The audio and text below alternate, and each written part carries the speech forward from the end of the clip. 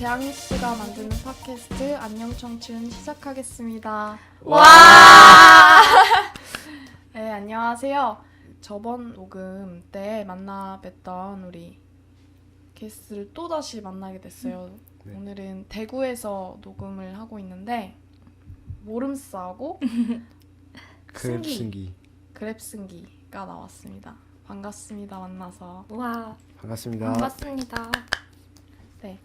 다들 어떻게 지냈어요? 녹음하고 한 2주? 3주 만에 다시 보는 것 같은데.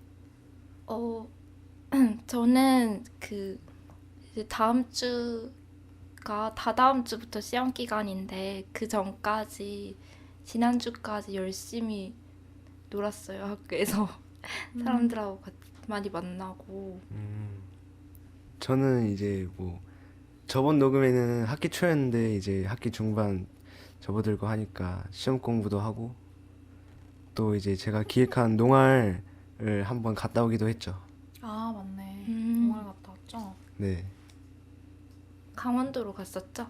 네, 강원도 양구로 갔었는데 그래도 새로운 사람들 만나보고 네, 지금까지도 친하게 지내고 재밌었어요. 농활 가서 무슨 일 했어요? 손배기 이런 거. 손배기. 아니, 네, 장난쳐가지고 한번 배기도 하고. 근데 추석 이후라서 손 네. 다쳤는데 그러고 농활 또 한 거예요? 그쵸? 네. 승기가 지금 손이 좀 아픈 상태거든요. 네, 감정 잡고 벽 친다고. 그러니까 다쳐가지고 손을 쓰지를 못해요 지금. 쓰긴 쓰는데 제대로 못 쓰죠. 네. 하필이면 가운데 손가락 다쳐갖고. 그러니까 그게 안 접혀져. 계속 펴져 있어요. 보여드릴까요? 오, 늘었어. 오. 아, 대구 처음 왔잖아요, 승기. 네, 저는 처음 왔죠. 어떤 것 같아요, 대구? 저 본 거라고는 대구대학교밖에 없어가지고. 사실 대구대가 막 대구 아니죠. 그 옆에 그쵸. 여기 읍에 위치해 있거든요. 아, 그래서 경산시? 네, 경산시 질량읍. 경산시구나. 그래서 여기 저수지랑 논밭, 뭐 음, 똥냄새 이런 거밖에 없어요. 되게 자연환경. 네. 대구가 지나가는 이렇진 않아요. 원주보다 나을걸요? 아니, 원주도 시내는 발달했으니까. 발달. 이제 발달. 학교에서 공부 안 하고 사람들이랑 놀면서 무슨 얘기 했었어요? 저는 추석 지내고 여러 또 대학들을 막 돌아다녔었어요. 돌아다녔는데 그 지역에 있는 학교들은 정말 캠퍼스가 넓은 것 같아요. 지방. 지방. 맞아요. 음, 땅이 싸서 어, 서울보다 땅값이 싸서. 맞아요. 진짜 넓은 것 같아. 날도 좋고 좋더라고요. 네. 대구대도 엄청 넓은 것 같아요. 맞아요. 저희 학교는 8차선이 있죠. 엄청 넓어서. 아, 승기는 네. 되게 예쁜 여자들 좋아하잖아요. 네? 에이. 아이유도 좀 되게 요즘 인기가 많은데, 근데 아이유가 뭐지? 장기하랑 사귄다고 기사가 엄청 요즘 보니까 무슨 연예인들, 유명인들 열애 기사가 막 쏟아지는데, 맞아요. 이제는 거기에 이제 댓글들이 물론 뭐 팬들이나 이런 사람들이 의식하는 사람들이 많긴 한데 댓글 중에서도 이런 사람들이 많더라고요. 아, 과연 우리 정부는 또 어떤 일을 저질렀을까 이러면서 그걸 뒤덮으려고 하는 거다, 이런 여론도 간간히 보이는 것 같아요. 맞아요. 이제 열애설 터지면 오히려 연예 기사보다 막 정치 사회 기사. 기사, 아. 정치 기사 찾아보고. 맞아요. 근데 또 그 아이유가 빵 하고 터졌는데 장기하랑 사귄다고. 승기 심정이. 안 좋아. 안 좋아하네요. 관심이 없어. 아무튼 그래서 7일자도 보도 보면은 그 신문도 그렇고 뉴스에서 방송된 게 교육부에서 역사 교과서 국정화 가닥을 잡았다라고 하면서 12일에 네. 공식적으로 국정화 통과하는 발표를 하겠다라고 이제 뉴스가 떴었어요. 네. 네. 그거 관련해서 좀 얘기를 좀 해볼까요? 네. 우리 지지난번 녹음 때 막 만나서 그 국정화 교과서가 왜 잘못된지 얘기했었는데 그게 벌써 교육부 통과만 앞두고 있을 만큼 진전됐다는 게 상황이 악화됐다는 게 되게 좀 우리가 많이 분발해야 될 것 같아요. 국정화 논란은 계속 됐었는데 이번에 이제 교육부 장관 자리에 오른 황우여가 계속 사실은 국정화 관련해서 이제 민감한 문제니까 왜냐면 이게 또 이념 문제 뭐 이러면서 정치적인 문제까지도 사실은 모두 다 바라보고 있는 상황이라서 이제 국정화를 통과시키겠다 이런 쪽이 아니고 그런 식으로 발언한 게 아니고 검토 중이다 이런 식으로 좀 모호하게 이야기를 계속 해왔었어요. 근데 이번 10월 7, 8일경에 그 검토 중이라는 말을 빼고 거의 국정화로 가게 되는 그런 얘기가 나왔다고 해요. 네, 맞아요. 그래서 네. 12일에 전격적으로 공식 발표를 한다고 하고 그것 때문에 이제 청년 단체들이나 아니면 뭐 역사학과 네. 학계 뭐 교수들도 그렇고 특히나 학생들 이런 사람들이 나서서 반대 성명도 하고 뭐 집회나 기자회견 같은 것도 준비하고 있다고 지금도 막 기사가 뜨고 있어요. 그런 활동들이 좀 더 많아졌으면 좋겠어요. 이렇게 진짜 너무 강행하는 것처럼 보여가지고 아무리 그래도 그 당사자들이 이제 배워야 하는 당사자들이나 가르쳐야 하는 당사자들이 확실하게 알고 넘어갔으면 좋겠어요. 음. 모든 일이 그렇듯 법 제정도 그렇고 매번 이제 사실은 정책도 그렇고 졸속 처리되는 게 다반사죠. 이번 일도 그런 것 중에 하나인 것 같고 네.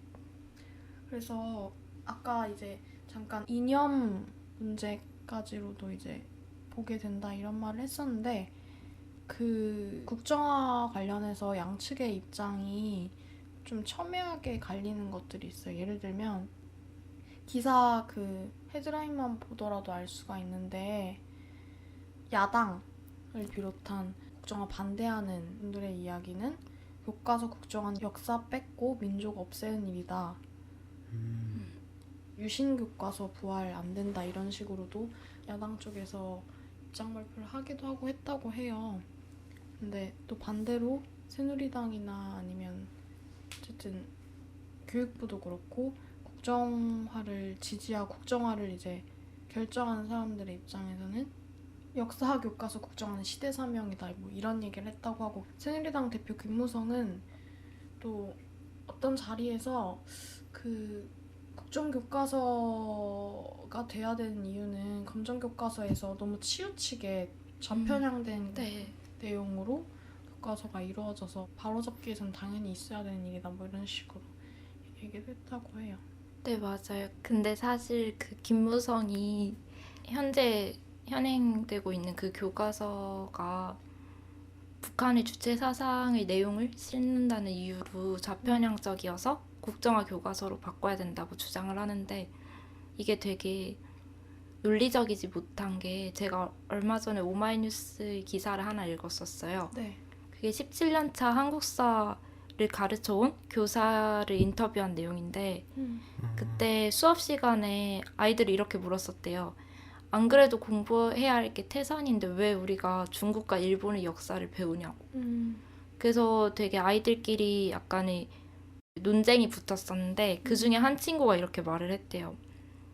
일본이 그렇게 싫어도 일본을 더 잘 알아야 하는 거 아닐까? 우리가 일본의 역사를 더 열심히 공부해서 더 자세히 알아야 독도 갈등이나 위안부 문제에도 더 효율적으로 대응할 수 있지 않냐 이런 식으로 얘기를 했는데 사실 이거를 철학적 입장으로 본다면 한 나라의 역사가 주변 국가와 관계가 단절된 채 존재할 수 없다는 그런 내용이잖아요. 근데 사실 중국과 일본의 역사를 이렇게 실어 놓듯이 북한의 역사도 그런 맥락에서 실어 놓은 거라고 볼 수 있는 네, 볼 수 있는 건데 김무성 대표가 굳이나 그걸로 이제 좌편향을 걸고 넘어지는 건 좀 꼬투리 잡기식의 발언이 아닌가 그런 생각이 들어요.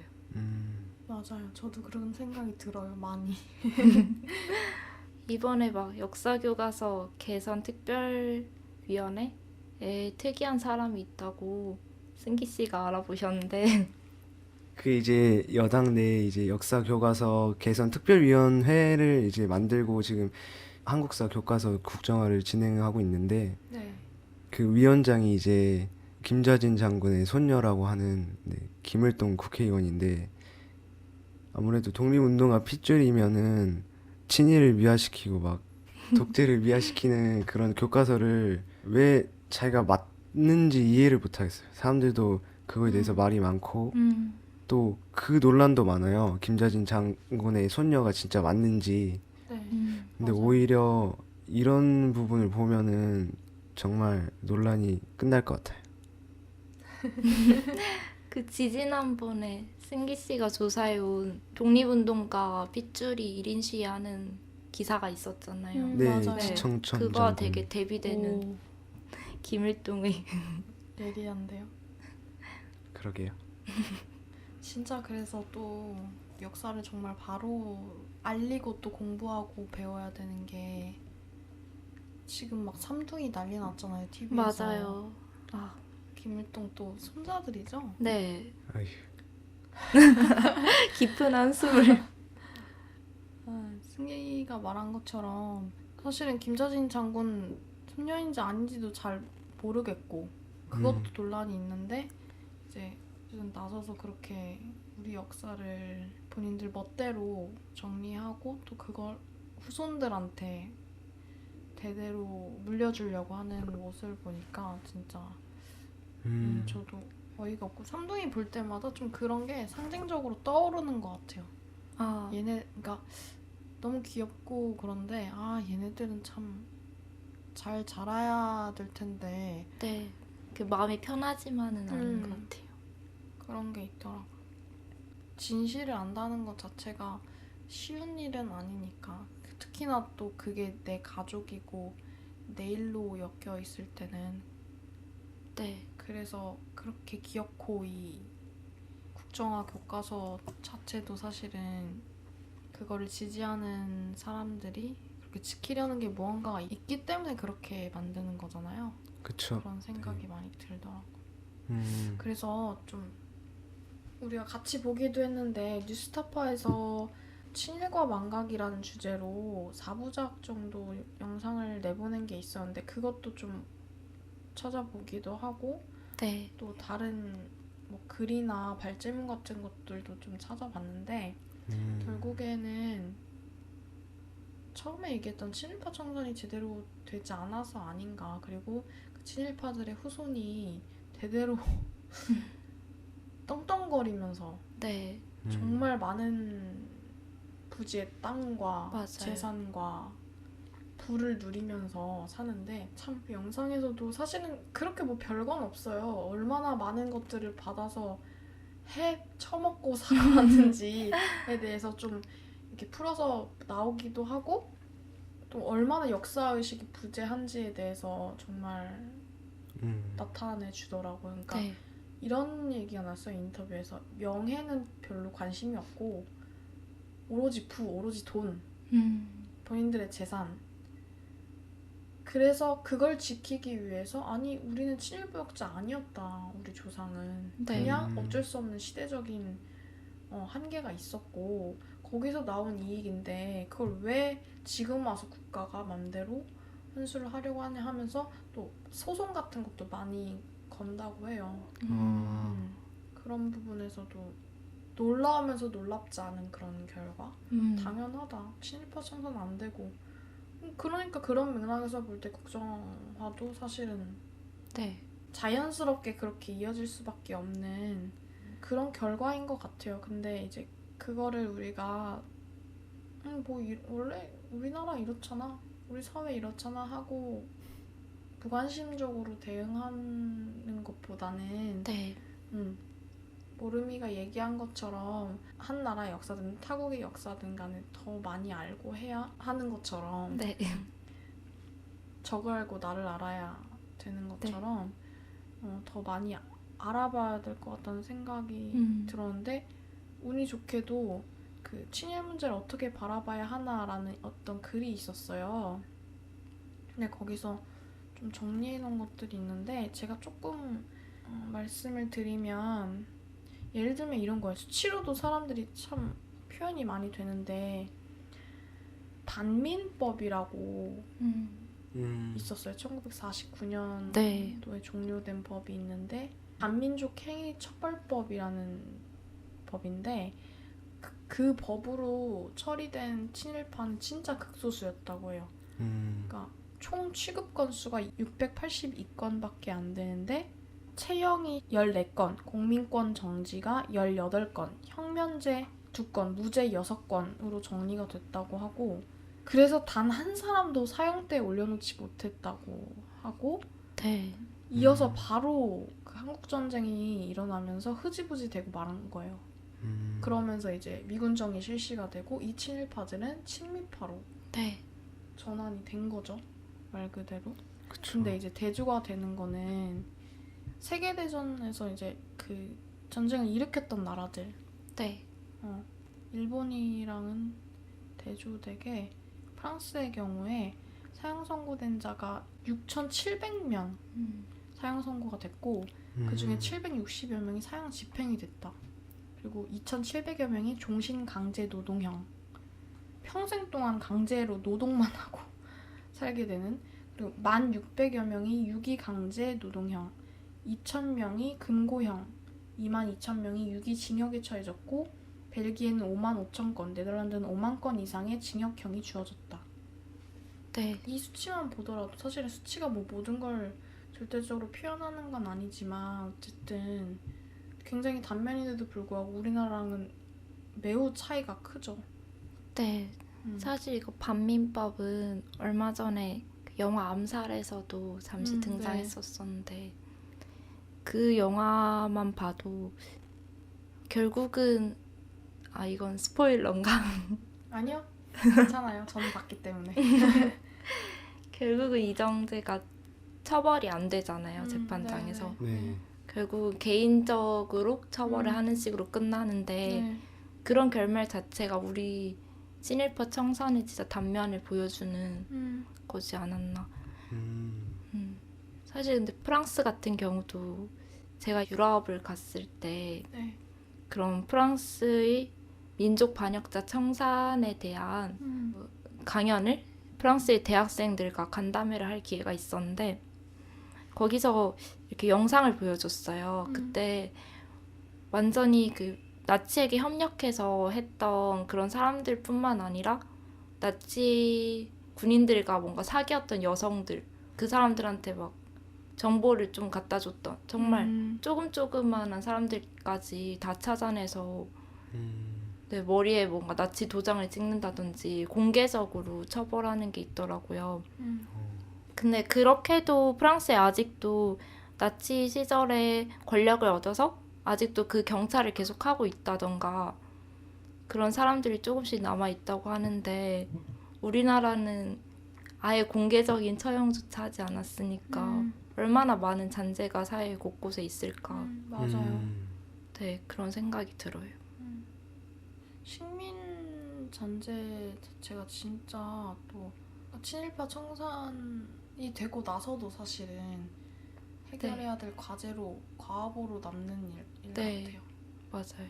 정치적으로도 그렇고 경제적으로도 그렇고 문화적으로도 뿌리 깊이 박혀있는 네. 거이기 때문에 그래서 정말 또다시 역사 공부가 중요한데 지금 이 시점에서 이렇게 국정화가 거의 확정이 됐다는 거는 진짜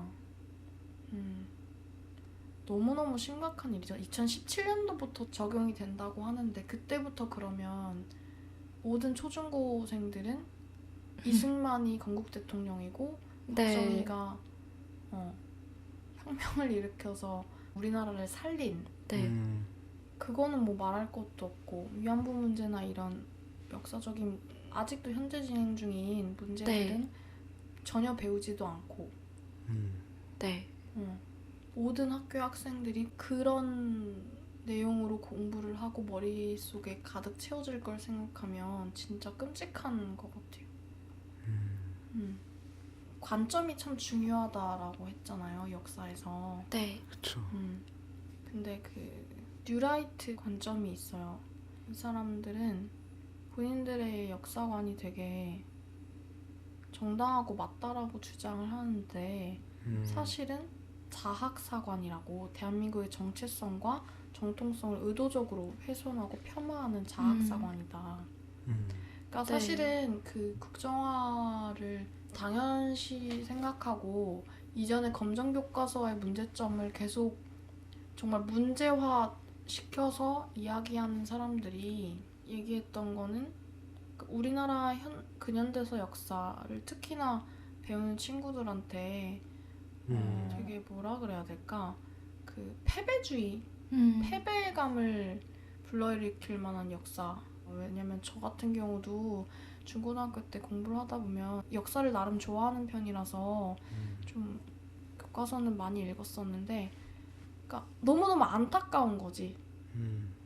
보다 보면 그래 좀만 그래 이게 맞는데 왜 옳은 일을 하는 사람들은 이렇게 힘들 수밖에 없을까. 근데 우린 그거를 역사를 과거의 일로 이야기하고 있지만 사실은 현재까지 그게 이어져 오고 있기 때문에 더 답답함을 느끼는 거라고 생각이 되거든요. 네. 그게 정말 극복이 되고 해결이 되고 그래서 더 희망이 보이고 실제로 그렇게 사회가 만들어져 나가고 있다. 이게 딱 보이면 그렇진 않을 거란 말이에요. 근데 그런 답답함이 어디서 오는가는 거기에서 오는 것 같은데 한편으로는 또 이런 생각도 해요. 검정교과서 내용 자체도 사실은 정말 반쪽짜리 네. 내용이고 국정화 이전에 네. 정말 우리가 제대로 역사 공부를 해왔는가 그건 아니라는 거죠. 그쵸. 근현대사 100년은 사실은 뭐 분단부터 시작이 되는 거고 네. 해방이 됐다고 했지만 이후에 분단이 바로 됐고 사실상 미군정이 실시가 되면서 바로 또 독재 네. 정권이 들어섰고 그러면서 사실은 또 7, 80년대부터 민주화 운동 이런 식으로 이제 흘러왔던 게 우리나라 근현대사잖아요. 네. 그쵸. 그쵸. 근데 우리가 그 국정화 교과서를 추진하는 세력이 아까 뉴라이트라고 하셨잖아요.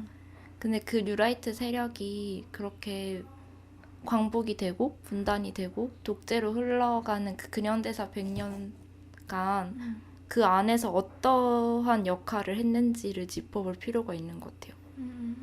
그 사람들은 그런 우리 역사의 고비 때마다 되게 민주적인 독립국가를 건설하는 데 있어서 항상 반동 세력으로 작용을 했지. 맞아요. 그리고 이익에 따라서 기회주의적인 행보를 보이고 그런 사람들이 국정화 교과서를 추진한다는 것 자체가 이미 거기서부터가 잘못된 것 같아요. 그 덕성여대 사학과 한상권 교수가 참 재밌게 발제를 간단하게 좀 정리한 것들이 있는데 네. 그 헌법을 가지고 대한민국이라는 나라가 어떤 나라인가에 대해서 좀 밝혀놓은 게 있어요. 근데 저도 헌법을 잘 모르고 찾아봐서 읽어볼 생각조차 못했는데 여기에 인용된 것들을 보니까 헌법이라는 것 자체가 굉장히 진보적인 네. 공동체를 강조하고 경제적인 부분에서도 제가 좀 놀랐던 거는 거의 모든 부분에서 중요 부분에서는 그 국영화, 네. 맞아요. 국유화 이런 이야기들이 나오고 있거든요. 근데 완전 우리는 지금 반대로 가고 있고. 네. 그러니까 그리고 사실은 이제 또 얘기가 나온 거는 이게 역사랑도 당연히 관련이 되는 건데 그 헌법 이념 자체가 3.1운동으로 건립된 대한민국 임시정부의 법통과 불이한 건 4.19 민주이념을 계승하였다고 이제 헌법 전문에 나와 있어요. 그렇죠. 네. 그리고 조국의 평화적 통일의 사명에 입각하여 항구적인 세계 평화와 인류 공영에 이바지한다. 이러면서 평화통일과 평화주의를 이렇게 지향을 하고 있거든요. 정말 의외의 헌법이네요. 지금 사람들이 하는 것과. 그러니까 헌법을 준수하고 조국의 평화적 통일을 위해 노력할 것을 국민 앞에 엄숙히 선서한다. 이런 이제 대통령 취임식에서도 이런 발언들이 나오기도 하고 하는데 네. 이것만 보더라도 사실은 막 되게 이렇게만 실현이 되면 정말 문제될 게 없다 이런 생각이 드는데 헌법조차 제대로 지켜지지 않는 거죠 사실은. 네. 말만 이제 그렇죠. 운운하게 되는 거고. 법만 그래서- 보면은 진짜 완벽한 국가 같아요. 법만 보면은 진짜 완벽한 국가의 틀을 이렇게 잡아놓은 것 같아요. 그 승기 씨가 우리 헌법만 보면 되게 완벽한 국가 같다고 네. 그렇게 말을 했는데 이게 국정화 교과서 논란이 계속되고 있는 원인의 핵심 같아요. 왜냐하면 헌법을 전문을 봤을 때는 우리 대한민국이 독립운동을 통해서 수립됐고 건립 주체도 독립운동의 세력들로 나오는데 현재 지금 기득권층에 있는 권력을 유지하고 있는 사람들은 친일 독재 세력이잖아요. 네. 근데 이제 그렇게 되면 그 사람들의 정통성이 법을 통해 보장받을 수 없게 되는 거죠. 그래서 이렇게 국정화 교과서 논란이 나오면서까지 역사를 왜곡하려고 하는 이유가 자기들의 뿌리의 정통성과 명분을 부여하기 위해서 이렇게 필사적으로 하는 게 아닌가 그런 생각이 드네요. 오 깔끔하게 말을 잘하네요. 친일 독재 세력이라고 일컬어지는 사람들이 갖고 있는 역사적인 뿌리가 말 그대로 친일 독재인 건데 네, 그것들을 사실은 다 지울 수는 없는 거고 네, 헌법을 엎을 수도 없는 건데 네, 어쨌든 역사 교과서, 역사 교육이라는 것 자체가 얼마나 중요한 건지 또 이들은 반공 교육으로 잘 깨닫고 있는 사람들이잖아요. 네. 그렇게 성공해 온 거니까. 네. 그래서 더 정말 필사적으로 나서서 역사 교육을 그렇게 조장하려고 하는 것 같아요. 맞아요. 이들 세력이 처음에는 식민지 때는 이제 나라를 팔아 넘기고 그 뒤에는 일본을 도와서 일을 하다가 미군정 때는 다시 미국을 도와서 하게 되고 그리고 그 다음에는 반공투사로까지 둔갑을 하잖아요. 네. 법도 되게 중요하고 헌법에 있는 내용 되게 좋잖아요. 이대로만 되면 굉장히 이상적이긴 하지만 그쵸. 근데 그렇게 되기 위해서 이제 뭔가가 더 필요한 것 같아요. 맞아요. 현실이 그렇지 않으니까. 법은 그냥 말 그대로 문서처럼 그냥 그대로 있는 건데 그거를 누가 어떻게 만들어 나가느냐가 더 네. 중요하고 결정적인 것 같아요. 네. 네. 그래서 법은 아무래도 너무 딱 이상적인 내용만 담고 있고 그 나라 사는 사람들한테는 조금 공감이 안 되는 부분이 많은 것 같아요. 아무래도 법이 강조하는 내용들은 그 나라 사람들이 딱 이런 방향으로 가야 한다, 이런 국가가 이런 방향으로 가야 한다 그런 내용만 담고 있는 것 같고 너무 관념적인 것 같아요. 네, 그래서 그 법이 엄청 완벽하고 완전해 보일지라도 사실 아까도 우리가 말했지만 우리 삶은 그 완전한 법과는 많이 거리가 멀잖아요, 지금. 네. 근데 그 법을 현실화시키는 거는 우리가 그거를 행동으로 하는 수밖에 없다고 생각을 해요. 음. 우리가 그걸 실현하지 않는 법은 그냥 정말 승기말처럼 종이 입장에 불과하다는 그런 생각이 드네요. 그쵸. 그래서 국정화 논란이 계속되고 국정화가 결정이 되면서 통과가 되면서 많은 시민단체나 뭐 청년들 그리고 대학생들도 나서서 이제 성명서도 내고 하고 있는데 많이 있죠 그런 사람들. 네, 그렇죠. 그쵸. 사실 우리도 대학생들인데 일단 이런 공교육을 받아오면서 역사 교육도 받고 했잖아요. 그래서 네. 이제 대학을 진학한 건데 지금 우리 사회에서 지금 대학이라고 하는 공간도 그러니까 대학을 처음에 이제 만든 사람들도 그렇고 거기에 이제 기여했던 많은 사람들 중에 상당 부분이 또 친일파들이 네, 많아요. 그쵸? 맞아요. 그쵸.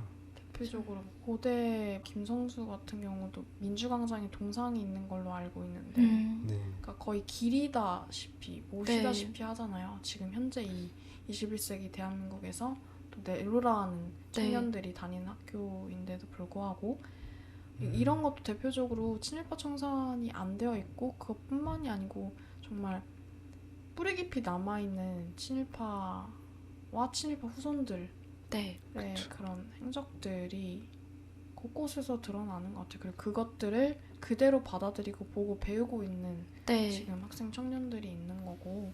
맞아요. 대구에도 영남대 같은 경우는 이제 아무래도 세운 설립자나 재단 자체가 친일 행위를 했던 사람들이 있는 거고 학교 교내에도 정말 제가 아마 대구에서 이때까지 본 동상 중에 가장 큰 동상이 있는데 그 동상이 친일파의 동상이라고 학생들이 말하는 걸 제가 들은 적이 있어요. 근데 이제 학생들이 그거를 인식은 하고 있는데 그렇다면 그 동상을 철거하자는 목소리나 그런 행동들도 나오면 더 좋겠다는 생각이 들더라고요. 맞아요. 그대로 남아있잖아요. 모든 게 다. 네. 저희 연세대학교도 친일파의 도움을 받아서 설립했는데 아무래도 그런 부분들은 직접 그 학교 다니고 있는 학생들은 알고 넘어가야 되지 않을까.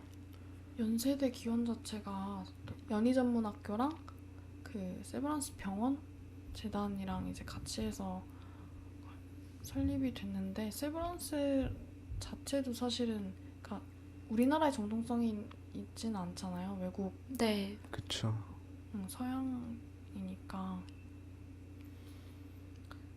그런 거만 보더라도 그 역사적 시기만 보더라도 1900년대 초였으니까 네, 결국에는 또 그때 당시에 세계대전을 일으키려고 했던 제국주의 세력과도 연관이 되어 있는 거고.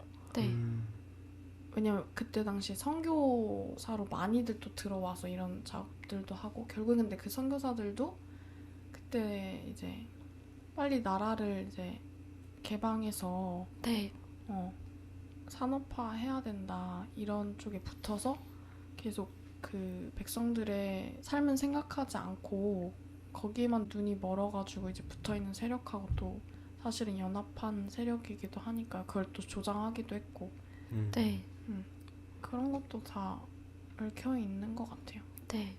사실 친일파라고 해도 대학을 세워서 뭔가 교육을 시키고 학생들을 혹은 신문물을 이렇게 받아들이게 했다는 점에서 간혹 그것을 공으로 치하하는 사람들이 있는데 맞아요.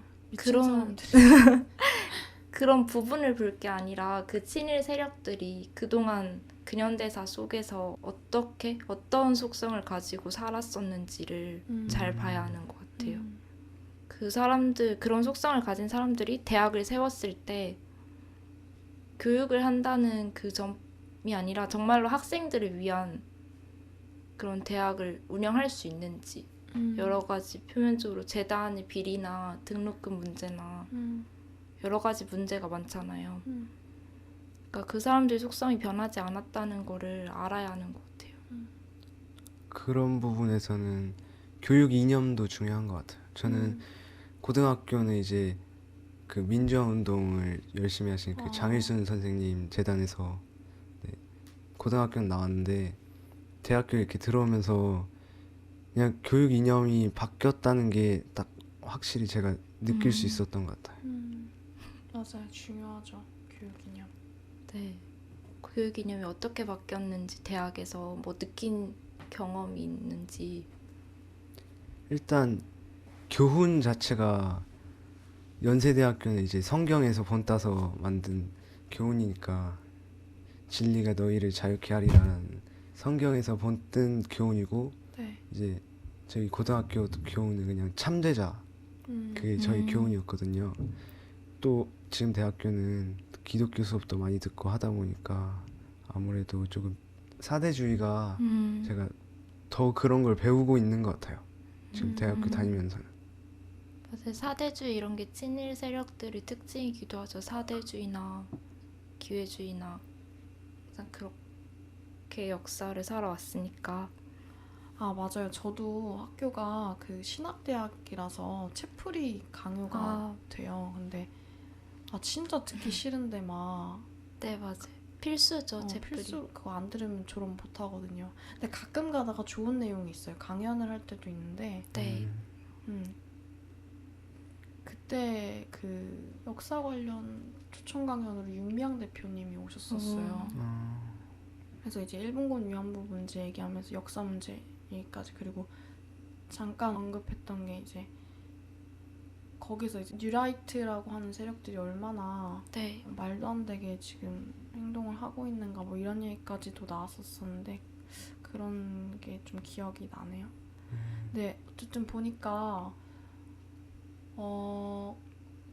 교육부에서도 거의 선전포고를 하다시피 국정화를 하겠다라고 얘기를 한 거고, 네. 그게 이제 공식 발표가 12일에 진행이 된다는 거잖아요. 며칠 뒤에. 네. 네. 근데 그러다 보니 이렇게 발등에 불이 떨어지니까 뭐 이런 문제에 관심이 평소에 있던 친구들이나 아니면 뭐 사학과 학생들도 마찬가지고 어쨌든 이런 문제가 내 문제다라고 공감하는 많은 학생들이 그게 뭐 동아리 형식이든 아니면 학과 내에서든 다양한 방법과 형식들로 좀 목소리를 내려고 하는 것 같아요. 철회해라라고 요구하려고 하는 움직임이 보이는데 네. 아마 이 팟캐스트를 듣는 친구들도, 그러니까 저희도 사실은 이 팟캐스트를 진행하는 것 자체도 어쩌면 그 국정화 교과서를 진행하는 걸 규탄하는데 작은 행동으로서 네, 보탬을 하고 있는 건데, 네, 이걸 듣는 친구들도 그러면 자기는 나 자신은 무엇을 할 수 있을까라고 생각할 수도 있어요. 그래서 예를 들어서 지금 아까 말씀하신 대로 사학과 친구들이 행동을 하고 있는데 그게 뭐냐면 한국사 교과서 국정화 규탄 및 결정 철회 요구, 역사학도 긴급 공동선언이라고 해서 지금 각 지역에 꽤 많은 대학들을 역사교육과나 사학과의 학생회가 참여를 해서 네. 12일에 기자회견을 연다고 해요. 음. 근데 이걸 듣는 친구들도 자기 학교의 역사교육과 학생회가 참여를 할 수도 있는 거고 그런 거를 뭐 인터넷을 통해서 좀 알아봐서 함께 할 수도 있는 거고, 혹은 학생회 같이 의견을 내볼 수도 있는 거고, 생각보다 우리 주변에서 이런 실천들을 하고 있다는 거를 알아줬으면 해요. 그 실천이라는 것 자체가 되게 무궁무진하게 만들어질 수 있다고 생각이 드는 게 뭐냐면 꼭 기자회견 참석만이 아니고 네. 뭐 사학과 과학생회에서나 아니면 네. 동아리, 역사 학술 모임 이런 데서도 국정화 결정에 대한 반대 성명이라던가 아니면 글 같은 거 써보는 그런 행사를 열거나 이런 식으로 다양하게 실천을 할 수 있다고 생각해요. 실천 행동으로 보여줄 수 있다고 생각을 하고. 네. 그리고 이 실천을 하는 데 있어서 굳이 역사 학도에 국한되는 게 아니라, 비록 시작은 이 친구들이 하더라도 이 친구들이 시작함으로 인해 더 많은 대학생들이 알게 되고 그 대학생들이 이 친구들하고 같이 하게 되면 더 좋겠다. 저는 그리고 전국 사대들이 좀 사실 맞죠. 들고 일어났으면 좋겠어요. 맞죠. 그쵸. 나중에 이 교과서로 가르쳐야 되는 건 우린데. 사회과가 아니더라도 네.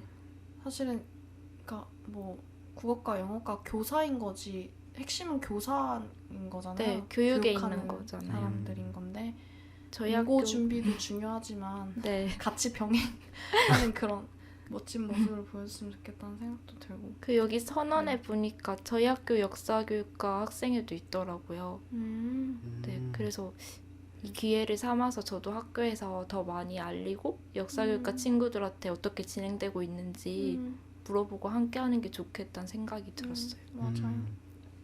저는 이 그 기자회견을 모은 사람들이 역사학도라는 거에 대해서 좀 자랑스럽거든요. 저는 제가 사학과 올라오고 그러는 것도 아직 가거사 청산도 그런 것도 아직 문제가 많고 제대로 이루어지지도 않았는데 저는 사학과 오게 된 계기가 그렇게 좀 실천을 위해서 온 거거든요. 그래서 승기가 이날 막 그래서 또 역사학도는 이렇게 실천하면서 다른 사람들한테도 알리고 이걸 해결하도록 바로잡도록 노력해야 된다고 생각해요. 저도 그래서 이 기자회견에 갈까 고민 중입니다.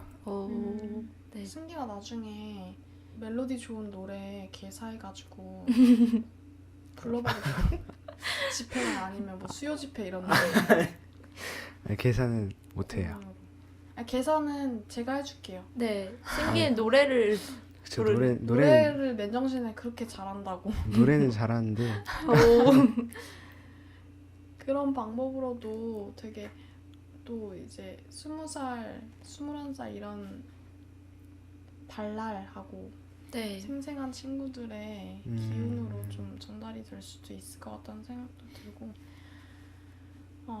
실천하고 행동하는 거 어떻게 보면 진짜 어렵고 쉽지 않은 일인데 또 막상 첫발 딱 떼면 한번 해보면 다르잖아요. 많이 해봐서 알죠? 씨. 그쵸. 저는 잘 알죠. 네. 근데 이게 실천하는 거에 있어서 진짜 중요한 게 여럿이 하는 게 중요한 것 같아요. 그러니까 물론 여럿이 했을 때 보여지는 그런 파급력도 있지만 혼자서 하면 이게 지속되지 않을 가능성이 더 높아요. 그래서 나와 생각이 맞는 친구들과 여럿이 할 때가 더 이 오늘 한 번 한 실천이 일회성이 아니라 지속될 수 있는 거고 같이 하자는 거죠. 네네. 그래서 또 그런 생각도 드는 게 마찬가지 그렇게 지속 가능한 얘기까지 이제 나왔는데 또 물꼬를 틀 수 있는 사람이 필요하다 이런 생각이 들거든요. 예를 들면 뭐 술자리에서도 이제 처음 만났으면 네. 물뚱물뚱 가만히 보고 뭐 각자 할 일들 하게 되면 아무것도 관계에서 이루어지는 게 없잖아요. 네. 먼저 뭐 말도 걸고 이름이 뭐예요? 승기예요. 웃음이 예쁘네요. 뭐 이런 말도 건네면서 이제 시작을 해야 되는 것처럼 그것도 어떻게 보면 하나의 용기거든요. 그러니까 네. 그런 용기 그리고 그런 용기를 내고 싶다 그런 마음이 드는 사람이 먼저 실천으로 보여주면 또 그걸 보는 옆에 친구들 네. 사람들이 더 모이게 되는 것 같고 그게 정말 중요하다. 그리고 그런 경험들이 쌓여서 결국엔 우리가 오늘 이야기한 헌법에서 강조한 그런 내용들이 실현되는 거, 네. 국정화가 폐지되고 올바른 역사 교육이 이루어지는 거 이런 모든 것들이 좀 실제로 이루어질 수 있지 않을까. 그래서 역사 공부를 하면서 느꼈던 그런 답답함들이 이제는 또 우리 동생들은 네. 없이 좀 음, 희망을 갖고 좀 공부를 하고 맞아요. 이렇게 하면 정말 될 것 같다. 음. 그리고 내 위에 이 대학생 언니 오빠들 이렇게 해나가고 있구나를 음, 볼 수 있었으면 좋겠다 이런 생각이 많이 들어요. 네. 그렇죠. 그런 의미에서 우리 앞으로 어떻게 이렇게 인연이 닿아서 어쨌든 녹음으로 만나게 되고 정말 너무너무 중요한 주제로 두 번이나 이렇게 녹음을 하게 됐는데 네. 좋았죠, 다들? 네. 네. 되게 진짜 좀 의미 있는 시간이었길 바라고 그래서 네. 우리가 친일파 청소년 꼭 해야 되잖아요? 네. 우리가 이렇게 거창하게 이야기한 게 그냥 이야기로 끝나지 않도록 네. 네. 해야 되는데 앞으로 난 어떻게 하겠다 이런 포부. 포부? 포부. 포부. 아니면 어떤 이야기라도 좋으니까 소감 한 번씩 듣고 마치는 걸로 했으면 좋겠습니다. 네. 네.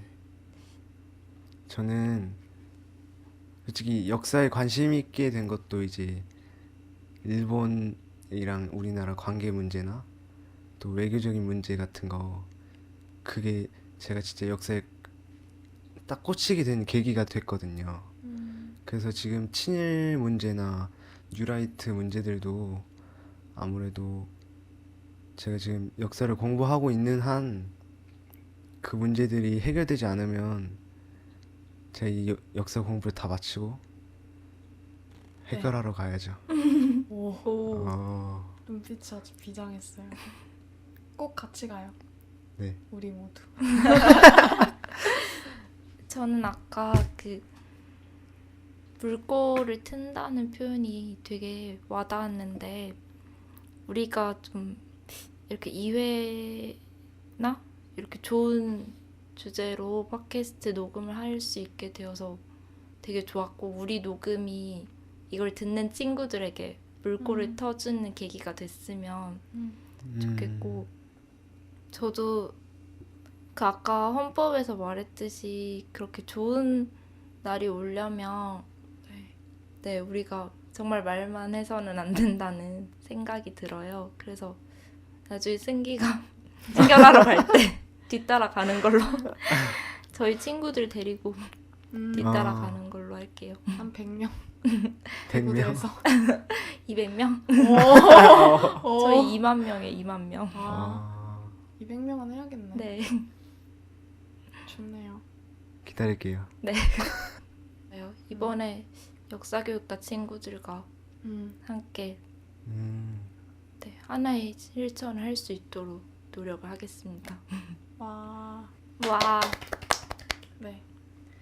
모두 녹음 고생하셨고 다음에 또 기회 되면 만났으면 좋겠어요. 네. 네. 와, 녹음 마치겠습니다. 감사합니다. 수고하셨습니다. 와.